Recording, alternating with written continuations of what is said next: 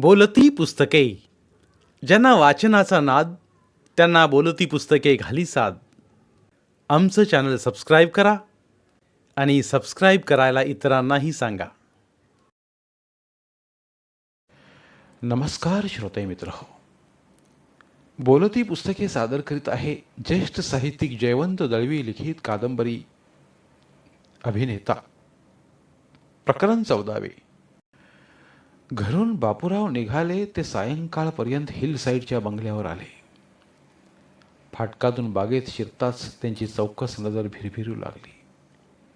झोपाळ्यावर मंजुनाथ मंद झोके घेत पीत बसला होता.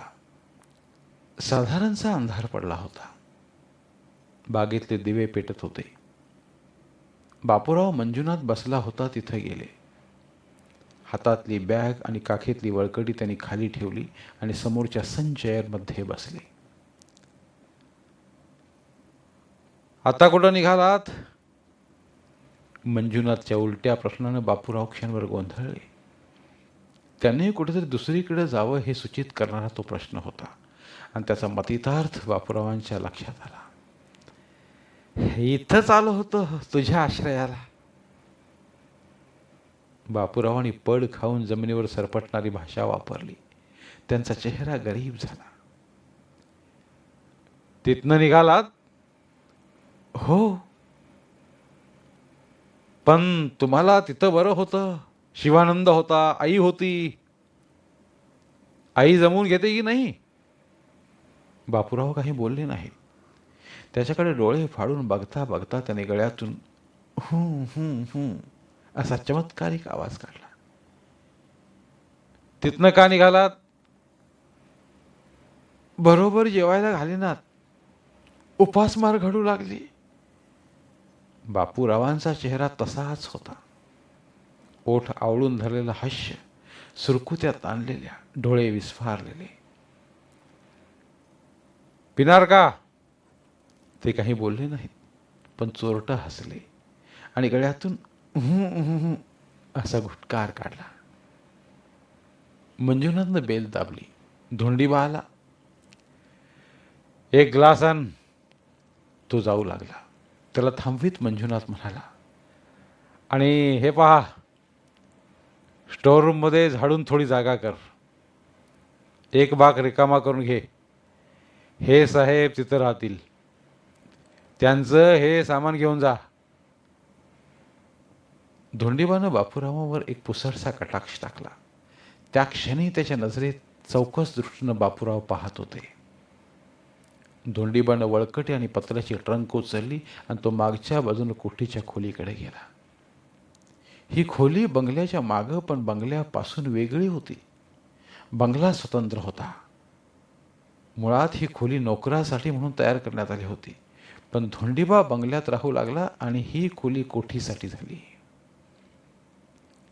थोड्या वेळानं तो ग्लास घेऊन आला. मंजुनाथनं ग्लास भरला, सोडा घातला. हे करीत असताना बापूराव अधाशासारखे ग्लासकडे बघत होते. व्हिस्की थोडी जास्त घातली असती तरी चाललं असतं असं ते मनात म्हणाले. ग्लास हाती घेऊन त्याने तो वर डोक्यापर्यंत उचलला आणि कोणालाही ऐकू येणार नाही अशा आवाजात चेस म्हणाले. पण मंजुनाथचं लक्ष नव्हतं. तो शांतपणे पितच होता. एक गोष्ट लक्षात ठेवा, माझ्याकडे इथं फिल्म लाईनमधली मोठी मोठी माणसं येतात. त्यांच्यासमोर तुम्ही यायचं नाही. बंगल्यात फिरकायचं नाही. मागच्या खोलीत तुम्हाला सगळं मिळेल, चहा, जेवण वगैरे. कुठं बाहेर जायचं असलं तर मागच्या बाजूनच जायचं. हे ऐकताना बापूराव पटपट मान हलवून संमती दर्शवित होते. मध्येच पटकन मंजुनाथनं विचारलं, अजून तो मळकट राजापुरी पंचाच घरी नसता का? ते काही बोलले नाहीत. तोंडात घोट होता. चमत्कारिक तोंड आवळून ते हसले आणि हसता हसता आपले खांदे त्यांनी कानाला लावले. कधीच त्यांनी ग्लास रिकामा करून पुढ्यात ठेवला आणि मंजुनाथकडे अपेक्षेनं पाहिलं. त्यानं पुन्हा व्हिस्की ओतली. ते तर्जनी हलवीत होते, व्हिस्की जास्त घालावी म्हणून. पण मंजुनाथ थोडा कंजूसपणानेच व्हिस्की घालत होता. सोडा घ्या. त्यांनी सोडा घेतला. खूप दिवसांनी बापूराव असं उंची मद्य पीत होते. मध्येच त्यांनी बंगल्याकडे बोट दाखवीत विचारलं, कौसल्या आहे ना? या अर्थी त्यांनी पटापट 2-3दा मान हलवली. तो काहीच बोलला नाही. नुसता बापूरावांच्या नजरेत रोखून बघत राहिला. विस्की गळ्याखाली उतरताच बापूराव थोडे बोलू लागले. आता वय झालं, आता भीती वाटते, म्हणून तुझ्या आश्रयाला आलो. शेवटी आपला मुलगा हा खरा. आता भीती वाटते, विशेषतः रात्रीची. का? 1-2 घूट एकदम घेते म्हणाले. रात्री मध्यरात्रीनंतर 2 ते 3 हा 1 तास महा कठीण. काहीतरी भयंकर सांगत असल्यासारखे त्यांनी डोळे विस्फारले. ते काहीतरी विश्वाचं रहस्य सांगत होते. इज नोन ॲज वुल्फ्स आवर. मंजुनाथही काहीतरी नवलच ऐकत होता. कदाचित खरंही असेल. एकेकाळी हे प्रोफेसर होते, काही रचून सांगणार नाहीत. Yes yes, wolf's hour means you can say भूतांचा प्रहर.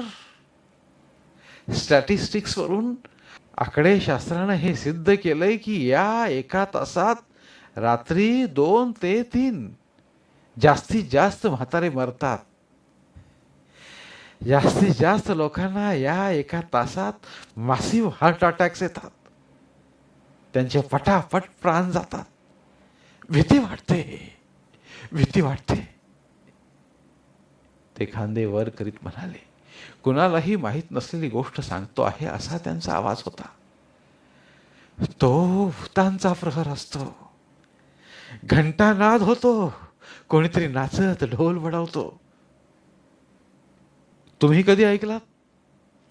काय? घंटानाद, ढोल. Yes yes. त्यावेळीच यमदूत आपल्या गळ्याभोवती फास आवळत आहेत असं वाटतं आणि जीवाचा थरकाप होतो. कोणीतरी धरण्यासाठी, मिठी मारण्यासाठी आपलं माणूस जवळ असावं असं वाटतं. मंजुनाथला वाटलं स्वतःबद्दल अनुकंपा निर्माण करण्यासाठी हे काहीतरी रचून सांगत आहेत. तो विचार करीत झोके घेत राहिला. भूत नाचत आहेत, घंटानाद करत आहेत, ढोल बडवत आहेत असं दृश्य त्याला दिसू लागलं. त्याला गंमत वाटली. बापूरावांनी ग्लास रिकामा करून ठेवला होता. तो पुन्हा एकदा भरला जाईल म्हणून अपेक्षेने ते पाहत होते. पण मंजुनाथ काहीतरी बघण्यात गुंतला होता. मंद झोके घेत होता. बापूराव त्याच्याकडे विस्फारलेल्या नजरेने बघत होते. एकसारखे बघत होते. चला उठा, मंजुनाथ म्हणाला. बापूराव उठले. त्यांच्यावर फिसकीचा काही सुद्धा परिणाम झाला नव्हता. असली 6-7 ग्लास त्यांनी सहज रिचवली असती. चला या मागच्या वाटेनं जा, तिथंच ती खोली आहे. धोंडीबाला हाक मारा. बागेतल्या दिव्यांचा प्रकाश होता. त्या प्रकाशात ते आड वाटेने खोलीकडे गेले. धोंडीबा तिथं उभा होता. त्यांनी धोंडीबाकडे मैत्री करण्यासाठी हसत पाहिलं. धोंडीबानं त्यांच्याकडे नजर उचलून सुद्धा पाहिलं नाही. ते खोलीत गेले. खोलीत खूपसं सामान होतं.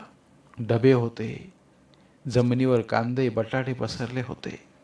मध्ये मध्ये जागा करून धोंडीबानं एक बाक ठेवला होता. एक माणूस आरामात झोपू शकेल एवढा तो लांब रुंद होता. बाकाच्या खाली त्यांची ट्रंक आणि वळकटी ठेवलेली होती. बागेत थोड्या अंतरावर नळ होता. खोलीतला दिवा खूप मंद होता. बापूराव त्या बाकावर बसले आणि त्यांनी धोंडीबाला विचारलं, कौसल्या आहे ना घरात? काही न ऐकल्यासारखं करून धोंडीबा तिथनं आत बंगल्यात गेला. थोड्या वेळानं तो एक मोठं परातीसारखं दिसणारं ताट घेऊन आला. त्या ताटात सगळं जेवण एकदमच वाढलेलं होतं. 5-6 चपात्या होत्या, भाजी, भाताचा ढीग, आमटी, ताकाची वाटी, लोणचं. त्यानं ताट बाकावर ठेवलं.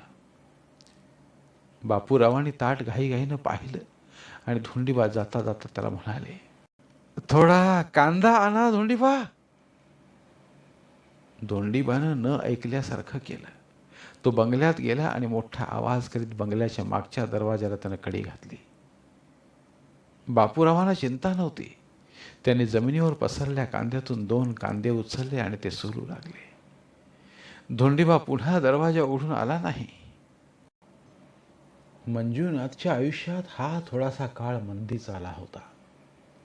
शूटिंगचा कार्यक्रम नव्हता, डबिंगचाही कार्यक्रम नव्हता. मंजुनाथ घरी बसून होता. करमणुकीला सानिया नव्हती.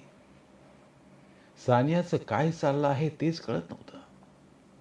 ती हातात येतही नव्हती आणि जातही नव्हती. शूटिंगसाठी 8 दिवस ती नैनितालला जाणार होती. बरोबर मंजुनाथ जाऊ शकला असता, पण ती नको म्हणाली.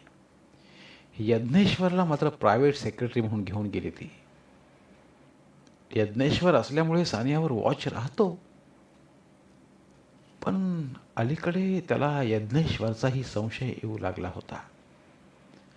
आपल्या प्रोडक्शनमध्ये त्याला मोठा रोल मिळवण्यासाठी तो सानियाकडे फारच लाचारी करू लागला होता. सानिया त्याला सेक्रेटरी म्हणून वापरते आहे, पण त्यानं जाणीव ठेवायला पाहिजे की तो प्रथम माझा सेक्रेटरी आहे. पण यज्ञेश्वर थोडा आगाऊ आहे. जरा मोठासा साईड रोल मिळाला की तो हिरोच समजायला लागतो. नैनितालहून आला की त्याची कान उघडणी करायला पाहिजे. घरी स्वस्थ बसता येत नाही म्हणून तो मोटर घेऊन बाहेर गेला. 1 तासभर नुसत्या गिरक्या घेऊन परत आला. त्यानं विचारलं, धोंडीबा, कुणाचा फोन आला होता? नाही जी. सानियाला जाऊन 8 दिवस झाले, तिचा फोन आला नव्हता. मंजुनाथनं फोन केला तर फोनवर यज्ञेश्वर आला. म्हणाला, बाई साईटवर आहेत. साईटवरून आल्यावर तिला फोन करायला हरकत नव्हती, पण केला नाही. येऊ दे तिला, एकदाचा सोक्षमोक्ष लावून टाकणार. तेवढ्यात मनू आला. सहज म्हणूनच तो आला होता. मंजुनाथ घरी भेटेल याची त्याला कल्पना नव्हती. भेटला तर ठीक, नाहीतर परत माघारी फिरू या विचारानं तो आला होता. अरे मनू, हल्ली होताच कुठं? बरेच दिवस आला नाहीस ते, आणि फोनही नाही. मनू काही न बोलता बसला. तो बराचसा थकला होता. धोंडीबानं पाणी आणून दिलं. ते तो प्यायला आणि थोडा वेळ निस्तब्ध बसून राहिला. मग म्हणाला, काही विचारू नकोस. 10-12 दिवस अक्षरशः धावपळीत गेले. का? अरे, शंतनूला आधी डायरिया झाला, त्यातून पुढं कावीळ. अरे बापरे, एवढ्याशा पोराला कावीळ म्हणजे? पण डायमंड नर्सिंग होममध्ये ट्रीटमेंट चांगली मिळाली. I see. You know who was nursing? Nursing कोण करीत होतं? कोण? कौसल्या. कौसल्या तिथं हेड नर्स आहे. कौसल्या? ती तिथं आहे हे तुला कसं कळलं? तिचा एकदा अकस्मात फोन आला होता. म्हणाली, मी डायमंड नर्सिंग होममध्ये असते, कधी आलात तर या. तुझ्यावर तिचं प्रेम दिसतं. ती खरोखर मंजुनाथ निर्व्याज पोरगी होती. कुठनं ती तुझ्या वादळात सापडली कोण जाणे. कुण्या देखण्या डॉक्टरशी तिचं लग्न झालं असतं तर ती सुखी झाली असती. ती सुख, आनंद, उत्साह निर्माण करणारी मुलगी होती. तुझा हात धरून आली आणि फसली. मंजुनाथ बघत राहिला. आता त्याला सानिया जशी वागवते आहे त्या परिस्थितीत त्याला मनूचं म्हणणं पटत होतं. आता शंतनू कसा आहे? आता जवळजवळ साप बरा आहे. कौसल्यानं त्याच्या आईसारखी काळजी घेतली. I am really grateful to her. काही म्हणत होती? कुणाबद्दल? माझ्याबद्दल? काही नाही. मला वाटतं तिनं आपल्या जीवनाचा तेवढा तुकडा साफ कापून टाकलाय. तुझं नाव घेतलं तर कोण मंजुनाथ म्हणून बहुधा विचारील. मंजुनाथ हरपल्यासारखा मनूच्या तोंडाकडे पाहतच राहिला.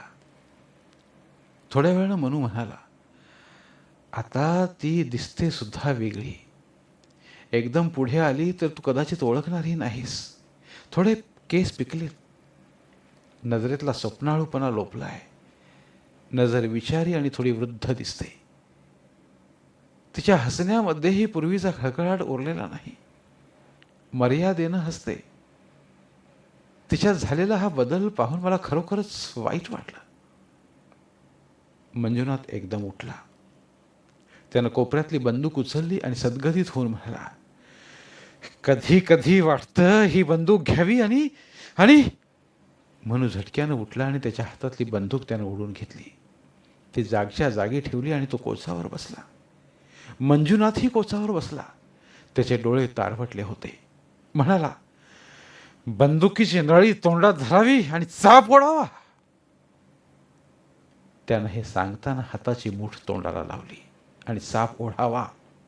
एकदम त्याला बार उडाल्याचा आवाज ऐकू आला आणि डोक्याच्या ठिकऱ्या ठिकऱ्या उडाल्याचा भास झाला. क्षणात डोक्याच्या ठिकऱ्या ठिकऱ्या आणि खाली रक्ताचं थारोळ. त्यानं जमिनीवर पडल्या रक्ताकडे पाहिलं आणि शर्टाची बाही डोक्यावरून ओढली. कपाळाच्या पाठीवर घाम थपथपला होता. त्यानंतर बराच वेळ कोणीच काही बोललं नाही. मनू जायच्या तयारीला लागला. का घाई का? आजच शंतनूला घरी नेलाय. तो उठला. सहज म्हणून त्यानं चौकशी केली. बापूराव काय म्हणतात? तो एक प्रॉब्लेमच आहे. का? एकदा संध्याकाळी गुपचूप मागच्या रस्त्यानं एक बाई घेऊन आले. ती आत. आपण बराच वेळ बाहेर उभे राहिले. धोंडीबानं वाढून आणलेलं ताट आपण घेतलं आणि खोलीत गेले. खोलीला कडी घातली.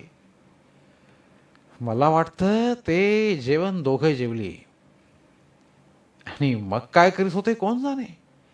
ती बाई मोठमोठ्यानं हसत होती, इतकी की मी खोलीच्या बाहेर बराच वेळ उभा राहिलो तरीही ती हसत होती, वेड लागल्यासारखी. वेडी होती की शहाणी कोण जाणे. मनू हतबुद्ध होऊन ऐकत राहिला. परवा दिवशी रात्री एक बाई घेऊन आले. ही जाडी होती, घाटून होती वाटतं. काय पैशावरनं वाजलं की काय कोण जाणे. जबरदस्त शिव्या देत ती बाई बाहेर पडली. त्या शिव्या ऐकणं कठीण होत्या, पण बापूराव निर्विकार. त्या दिवशी मी त्यांना बजावून सांगितलं, हे बंद झालं पाहिजे. मनू उठला होता. तो पुन्हा बसला आणि अरबी भाषेतील सुरस आणि चमत्कारी गोष्टी ऐकतो आहे असं समजून तो ऐकत बसला. आले त्या रात्री मला एक विचित्रच गोष्ट सांगितली. कोणती? म्हणाले, रात्री 2 ते 3 या एका तासात जास्तीत जास्त म्हातारी माणसं मरतात. जास्तीत जास्त लोकांना हार्ट अटॅक्स या एका तासात येतात. या तासाचं नाव वुल्फ्स आवर. आकडेवारीनं ही गोष्ट म्हणे सिद्ध झाली आहे. या तासात भूतं नाचतात, मोठमोठ्यानं घंटानाद करतात, ढोल बडवतात आणि यमाचे दूत फास आवळतात. खरं असेल? काय खरं? बकवास. पण एवढ्या तपशिलात ते कसं सांगतात? त्यांनी हे सगळं ऐकलंय म्हणतात. त्या एका तासाची भीती वाटते त्यांना, म्हणून ते आधारला इथं आले आहेत. खोटंच असेल असं म्हणता येत नाही. एखाद्याचा अनुभव असू शकतो. मनू तेथून निघाला खरा, पण या वुल्फ्स अवरनं त्याचं डोकं पिंजून गेलं. टॅक्सीत तो त्याच एका गोष्टीचा विचार करीत होता. धन्यवाद. उर्वरित कादंबरी पुढील भागात.